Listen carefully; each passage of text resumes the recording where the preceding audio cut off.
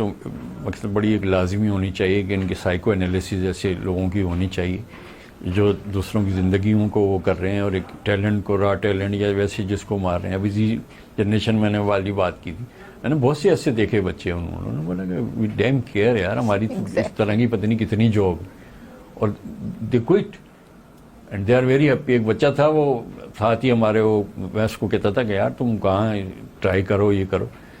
One fine morning वो आया और उसने मुझे लेटर दिखाया, कहना सर ये मेरे पास यूएई की फलां फर्म और जो सैलरी है उसको ज़मीन आसमान का फ़र्क था। मैंने कहा तो क्यों इंतज़ार कर रहे हो उस चीज़ का? और दे सीक फॉर रिकग्निशन, ठीक है। अब वो रिकग्निशन भी ना मिले अगर आपको, तो फिर जाहिर है आप जब इतनी एफर्ट लगा रहे हैं, अपनी इतनी एनर्जी दे रहे हैं, तो आपको उसको पे बैक चाहिए होता है, हर शख्स को चाहिए होता है। बस मैं यही कहूँगा कि ये जो है ये चलते फिरते ये बॉम्ब हैं, ये इस तरीके के लोग हैं, और साइको एनालिसिस या इस तरीके का इनका जो है एक तज्जिया होना चाहिए कि ये क्या किस तरीके से ये डैन डाल रहे हैं, क्या है। और आप छोटी सी मिसाल देख लें ना कि इतनी शर्मनाक हमारी जो टीम की वो थी, मैं एक ऐसी चैनल में आया था और वो जो चीज़ें पॉइंट आउट की थी और टीम की, तो लाइफ कोचिंग जो है ना इसको लोग बड़ा एक इजी और वो नहीं समझते, मेंटोरिंग अननेसेसरी चीज़ समझते हैं। लेकिन मैं आपको कैसी कितनी सारी इस तरह की स्टोरी हैं कि एक पूरा एक जिस तरह कांटा एक वो हुआ होता है और टीन एज से और वो बच्चा बड़ा हुआ और ये हुआ फलां हुआ और कितने उसके मामलात थे, इवन शादी जैसे मामले का वो था। मैंने बोला यार फॉरगेट इसको जो है ना, फॉरगॉट से कि निकल जाओ, वरना इस चीज़ में पड़े रहोगे तो तुम्हारी वो होगी। शादी भी की, कारोबार भी अपना किया, सारा किया, और आज तक मेरे वो इन टच में है। कोई भी वो खुद कहता है, वो अपने भाई को भी ला के मैं अपने वालिदैन से, अपने वालिद से, अपनी जो भी फैमिली है, मैं उनसे इतना वो ओपन अप होकर नहीं बात करता था कि सर जब मैं आता हूँ आपके पास तो इस तरीके से। क्योंकि उन्हें पता होता है ना कि जजमेंटल नहीं होते जो लाइफ कोचिंग करेंगे। अगर वो जजमेंटल हो जाएंगे तो जाहिर है वो कोई भी शख्स अपनी जो इतनी ज़्यादा इनसिक्योर प्रॉब्लम्स हैं या ऐसी चीज़ें हैं वो डिस्कस ही नहीं करेंगे, और डिस्कस नहीं करेंगे तो रिजॉल्व कैसे करेंगे? एग्जैक्टली, एक्चुअली वही वाली बात है कि रूट कॉज को पकड़ना ना वो बड़ी बात होती है कि भाई ये नार्सिसिज्म में क्यों ये हुआ, ये गैस लाइटिंग क्यों ये कर रहा है, ये जो है लव बॉम्बिंग ये क्यों। अच्छा, कुछ लोग लव बॉम्बिंग या गैस लाइटिंग कर रहे होते हैं, क्या वो जानते हैं, हर शख्स जानता है कि वो गैस लाइटिंग करे, ये लाशऊरी तौर पर भी कर रहा होता है और उसे नहीं पता होता, वो जानता नहीं है कि मैं गैस लाइटिंग कर रहा हूँ या फिर लव बॉम्बिंग कर रहा हूँ? दोनों के बारे में जरूर बताइएगा। देखिए ये मैंने जैसे बताया था ना कि ये चीज़ पैदा कैसे हुई, वो मैंने आपको जैसे वो बताया। जेनेटिक इम्यूनिटी की तो हम बात ही नहीं कर रहे हैं ना इसमें, जो हमने नार्सिसिज्म में पिछले 1% कहा था, इसमें वही वाली बात है कि जो चाइल्डहुड ट्रॉमा है, जो ब्रॉटअप के कुछ जिससे कहना चाहिए कि कोई पैटर्न है या कुछ इस तरह की इल डिसिप्लिन है या कुछ इस तरीके का वो हुआ है। कुछ लोगों की सैडिस्ट होते हैं, वो चाहते ही हैं कि दूसरों की मिजरी से जो है हम लुत्फानंदोज हों, दूसरे को तंग करके वो हों, या एक समझ रही ना आप इस तरह की एक वाइल्ड किस्म। वो ये सोचते हैं कि ये शख्स इतना ज्यादा कॉन्फिडेंट क्यों है, ये हर वक्त खुश क्यों रहता है।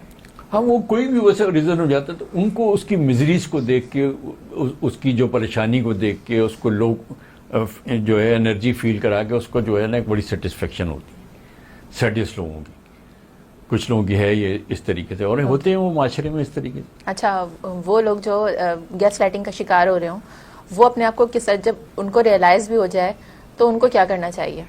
देखिए उनकी लिए सबसे पहली चीज़ है कि कोपिंग मैकेनिज्म जो है उसको देखना चाहिए। सबसे पहली बात ये कि अपने अंदर से सेल्फ डाउट को ख़त्म करना है आपने, ठीक है ना। सेल्फ डाउट का ये था कि आप ये चीज़ को रियलाइज कर लें कि ये शख्स या जो भी ये लोग हैं, ये एक जान के ये इस तरीके से मेरा वो कर रहा है और ये मेरा हमदर्द या दोस्त नहीं है, ये वजह से उसका ओपिनियन हो सकता है, मेरी हकीकत नहीं। एग्जैक्टली। दूसरा ये था कि लेकिन जब आपकी एक्चुअली होता क्या है कि जब आपकी आइडेंटिटी लॉस होती है ना तो आप टेंशन डिप्रेशन में आ जाते हैं, और आपको फिजिकली जो होता है कोई इम्यून डिजीज हो गई या इस तरीके की वो हो गई, तो वो चीज़ कहीं की कहीं एकदम चली जाती है। एग्जैक्टली। यानी आप वो कॉज और इफेक्ट और सिम्टम और उसमें चले जाते हैं। वो कन्वर्ट हो जाता है कैंसर में, जब बहुत ज़्यादा आप क्रॉनिकली स्ट्रेस में रहते हैं और इमोशनली इस तरह की चीज़ों की, यानी इमोशनली अगर आप पर मैनिपुलेशन की गई है, बहुत अरसे तक आप स्ट्रेस में रहते हैं, तो जाहिर है आपकी जो इम्यूनिटी है वो इतना ज़्यादा वीक हो जाती है कि वो अक्सर वो कैंसर में तब्दील हो जाती है। तो सबसे पहले ये आपको अपनी बाउंड्री सेट करनी है, और बाउंड्री सेट करने के बाद एक चीज का डिसाइड करना है कि one thing at one time. Okay, जैसे one thing at one time. और ये टाइम हो चुका है एक ब्रेक का, तो यहाँ पर एक ब्रेक लेते हैं। सो नाजरीन, इस पर मजीद डिस्कशन करेंगे, डिस्कशन का सिलसिला जारी है, तो कहीं मत जाइएगा, देखते रहें हेल्थ की बात वीनस के साथ।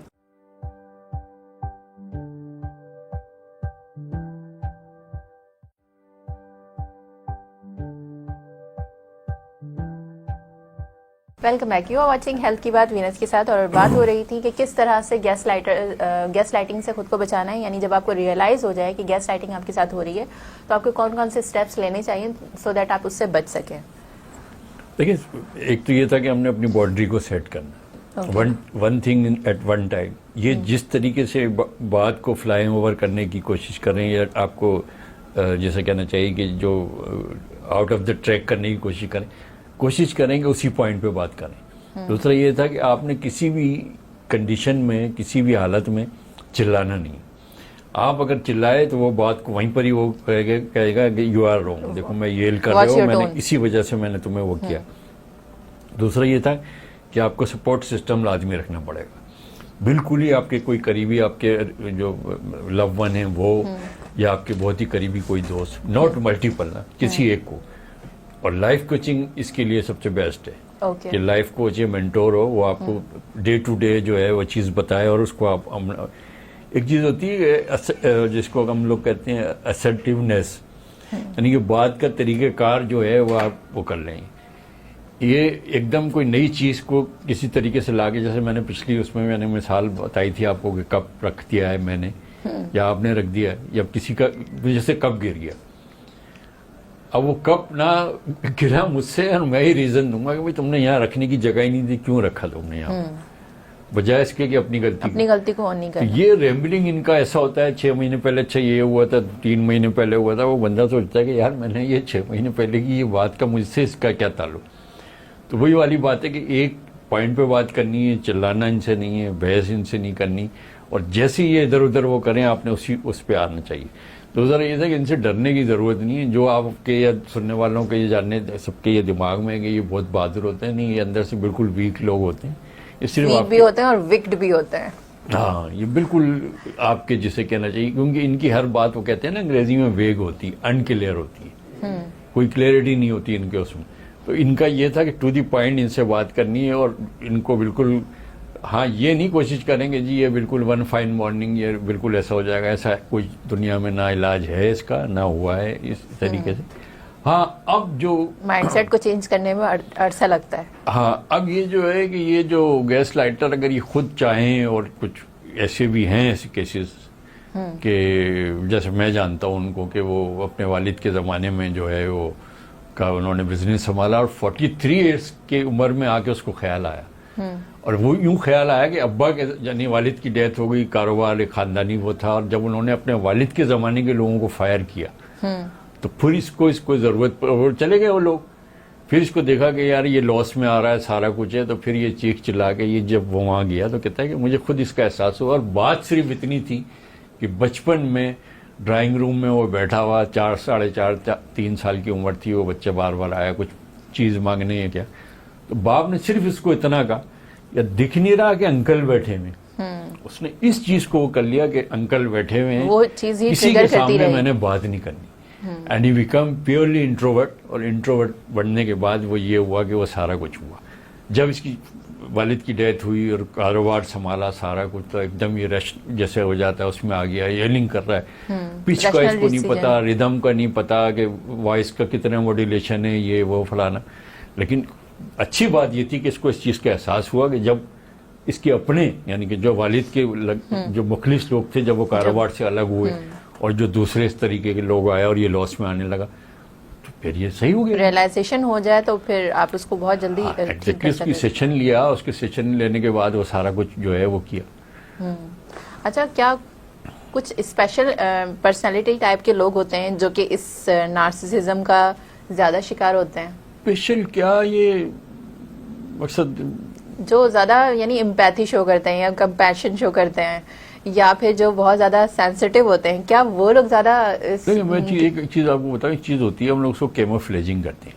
ओके। और कैमोफ्लेजिंग ये है कि फर्ज किया कि मैं हूँ, मैं अंदर से बड़ा क्रूड और जालिम इंसान हूँ, लेकिन मैंने अपने ऊपर जो खाल चढ़ाई वो मेमने की है, जो बकरी का बच्चा होता है, ठीक है। ऑन द अदर हैंड एक शख्स से बड़ा मासूम है और बड़ा जिसे कहना चाहिए इंट्रोवर्ट, एक हार्मलेस सा पर्सन है, और उसने वो खाल जो है ना टाइगर की बनाई हुई, तो क्या होगा इसमें? उसमें ये होगा कि जो एक्चुअल में मासूम होगा वो अपना इमेज इस तरह से पोर्ट्रे कर रहा है कि लोग उससे हार्म ना करें। नहीं, वो कर ही नहीं सकता, दोनों अपना वो चीज को रख ही नहीं सकते। इमोशनली वो कहीं ना कहीं वो चीज वो हो जाएगी, और वो मास्क फॉल होगा। हाँ, ये जो आपका सवाल है ना कि ये कौन लोग होते हैं, ये क्या होते हैं, ये मैंने बताया कि ये रीजन यही सारे होते हैं कि बचपन का कोई ना कोई ट्रॉमा होता है, इनसिक्योरिटी होती है। पिछले प्रोग्राम में भी बताया था कि लेयर अपने गिर्द वो कर लेती है। जैसे उस बच्चे की मैंने मिसाल दी कि अंकल के सामने नहीं, उसने बस अब ये चीज को किया कि अब्बा ने ये कहा है, कि उसका पूरा एक माइंड शेड इस चीज की उसमें चला गया।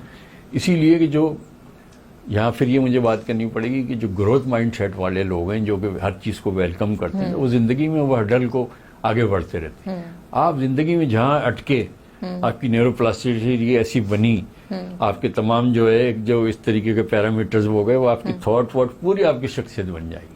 यानी एक छोटी सी थॉट से आपका एक्शन बना, जो है उसी तरह से वायर हो एक्शन जाएगा। बना, एक्शन से आपके जो है कैरेक्टर बना, कैरेक्टर से नेचर बनी, नेचर से आपकी माइंडसेट बना, और आप बिल्कुल एक शख्सियत आपकी होगी। ओके, अच्छा, एक बहुत इंटरेस्टिंग सा क्वेश्चन है, क्या कुछ लोग इतना यानी नेचुरली या इमोशनली इतने स्ट्रांग होते हैं कि उन पर ये टैक्टिक्स जो हैं यानी गैस लाइटिंग या लव बॉम्बिंग काम नहीं करती? बिल्कुल एग्जैक्टली होता है। कौन लोग होते हैं? ये वो लोग होते हैं कि जो बहुत ही, जिन्होंने अपना कैथारसिस किया हुआ होता है, और वही जो हम लोग पिछले प्रोग्राम में भी जो सेल्फ लव वाली बात की, वो अपनी स्ट्रेंथ को, अपनी वीकनेस को, अपनी अपॉर्चुनिटीज को, स्वाट जिसको हम लोग कहते हैं, उनको पता होता है कि ये पागल है, ये कुछ नहीं कर सकते मेरा, कम ऑन किल मी, आओ मुझे मारो।